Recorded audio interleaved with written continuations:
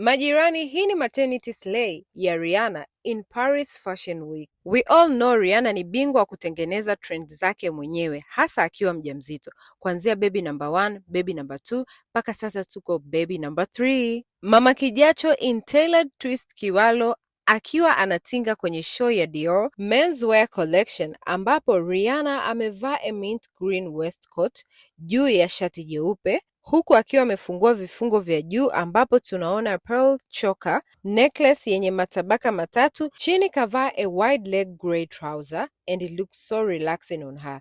Huku juu kavaa koti ambalo liko reversible, flower upande mmoja na kwingine kuna geometric. Usoni yupo na yellow tinted miwani, huku chini viatu kavaa stilettos za kuchongoka. Meanwhile, baba watoto kavaa shati la blue na tai ya rangi kibao kutoka kwa Dior.